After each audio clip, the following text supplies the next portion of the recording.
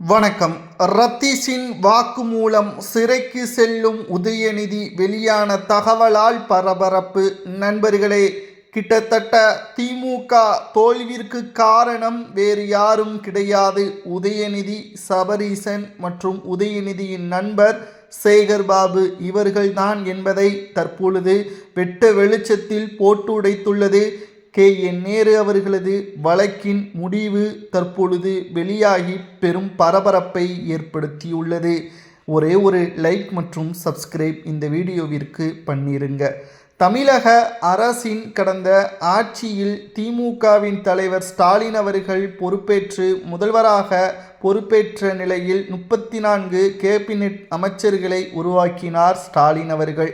அந்த 34 அமைச்சர்களிடமும் உதயநிதியின் நண்பர் ரத்தீஸ் அவர்கள் முழுவதுமான தலையீடு இருந்ததாகவும் தனது ஒட்டுமொத்த அதிகாரங்களையும் துஷ்பிரயோகம் செய்துவிட்டார் ரத்தீஸ் என்பதையும் சில மாதங்களுக்கு முன்பாகத்தான், அதாவது 5வது ஆண்டு இறுதியில்தான் ஸ்டாலினே அதை கண்டுபிடித்துள்ளார்.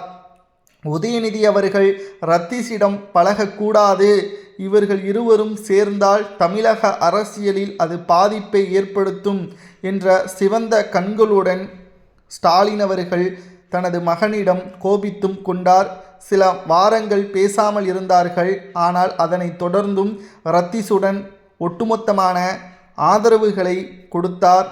இதற்கு காரணம், அமலாக்கத்துறை அதிகாரிகள் கடந்த சில மாதங்களுக்கு முன்பாக பிரபல தயாரிப்பாளர் ரத்தீஸ் அவர்களை விசாரணைக்காக அழைத்து சென்றார்கள். அப்பொழுதுதான் ஸ்டாலினுக்கே உண்மை தெரியும். 4.5 ஆண்டுகள் பொம்மை முதல்வர் என்று அதிமுக விமர்சனம் செய்தது இப்பொழுதுதான் உண்மையாக மக்களுக்கே தெரிந்துள்ளது. திமுகவின் தோல்விற்கு மக்கள் காரணம் கிடையாது, இவர்களது ஊழல், இவர்களது தவறான செயல்பாடுகள் அனைத்தும் தான். கேபினட்டில் இருக்கக்கூடிய மற்ற மாஜி அமைச்சர்கள் கடந்த ஆட்சியில் ஒவ்வொரு துறைகளிலும் ரத்தீஸின் ஆதிக்கம் அதிகமாகவே இருந்தது.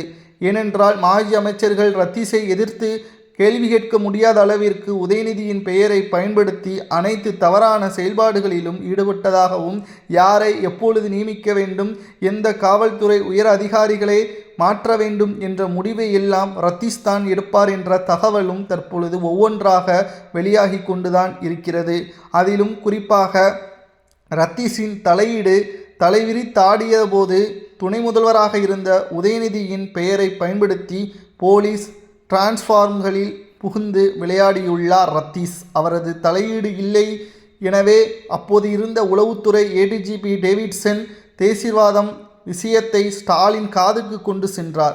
கண் சிவந்த ஸ்டாலின், என்னோட டிபார்ட்மெண்ட்டில் இருக்கக்கூடியவங்களுக்கு மிரட்டலாகவும் அவர்களை துன்புறுத்தக்கூடிய வகையிலும் ரத்தீஸ் செயல்படுவது சரியில்லை என்று உதயநிதியிடம் எடுத்து கூற, அதை உதயநிதி அவர்கள் கண்டுகொள்ளாமல் இருந்துவிட்டார். சிறு பையனுக்கு உயர் பதவியை கொடுத்தது மிகப்பெரிய தவறாக மாறிவிட்டது. அன்று கலைஞர் எனக்கு ஏன் சிறு வயதில் பதவியை தரவில்லை என்பது இப்பொழுதுதான் எனக்கு புரிந்துள்ளது என்று ஸ்டாலினே அவரது மனைவியிடம் பேசியுள்ளதாக தகவல்களும் தற்பொழுது கிடைக்கப்பெற்றுள்ளது. இதுதான் ஒரு கட்சியின் அனுபவம், ஒரு கட்சியின் ஒட்டுமொத்தமான தலைவருக்கு இருக்கக்கூடிய பண்பு. அன்று கலைஞர் அவர்கள் மீது எத்தனை புகார்கள் இருந்தாலும் தனது மகனுக்கு குறுகிய காலத்தில் பதவிகளை வழங்காமல் படிப்படியாக வழங்கி அவரை துணை முதல்வராக அன்றைக்கு கொண்டு வந்தார் கலைஞர். ஆனால் ஸ்டாலின் அவர்களோ MLA, அமைச்சர், துணை முதல்வர் என்று 3 ஆண்டுகளுக்குள்ளேயே உயர் பதவியை கொடுத்து கிட்டத்தட்ட சேராத நட்பு கூடாத விளங்கக்கூடும் என்பதற்கேற்ப தற்பொழுது பழமொழி ஒன்று கூறுவார்கள், அதை கமெண்டில் கூறுங்கள்.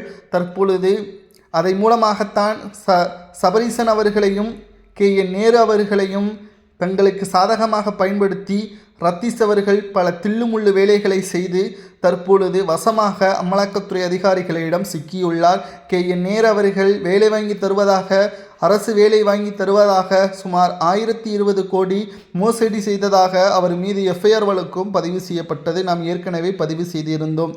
அந்த வழக்கின் விசாரணையில் தான் தற்பொழுது திடுக்கிடும் பல தகவல்களும் கிடைக்கப்பெற்றுள்ளது. அதில் ரத்தீஸ் அவர்களுக்கும் தொடர்பு இருப்பதாகவும் அவரது பேச்சை கேட்டுதான் KN நேரு அவர்கள் செயல்பட்டதாகவும் பல்வேறு தகவல்களும் கிடைக்கப்பெற்றுள்ளது.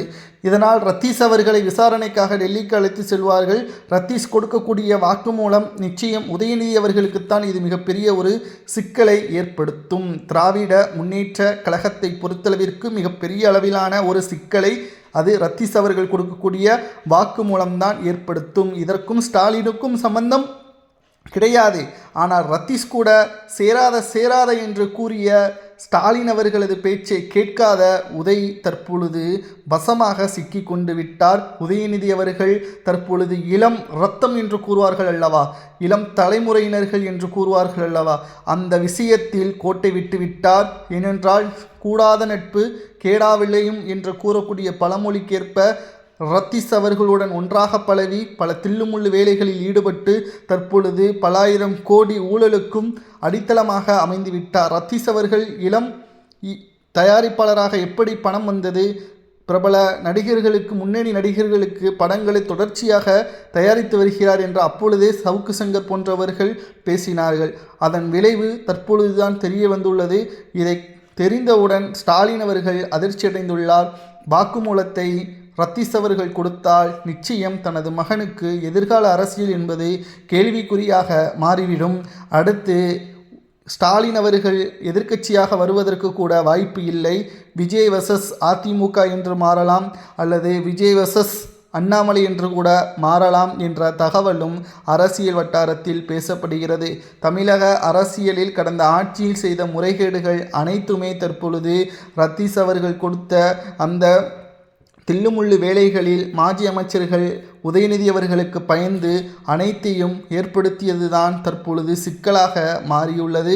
கிட்டத்தட்ட ரத்தீஸ் அவர்களை இரவோடு இரவாக கைது செய்வதற்கான முயற்சிகளிலும் ஈடுபட்டுள்ளனர். நிச்சயம் அவர் வாக்குமூலங்களை கொடுப்பார் என்ற தகவலும் சமூக வலைதளங்களில் கூறப்படுகிறது. தமிழக அரசின் அத்தனை துறைகளிலும் ரத்தீஸின் தலையீடு இருந்ததுதான் ஸ்டாலின் அவர்களுக்கு கடுமையான கோபத்தை ஏற்படுத்தியுள்ளது.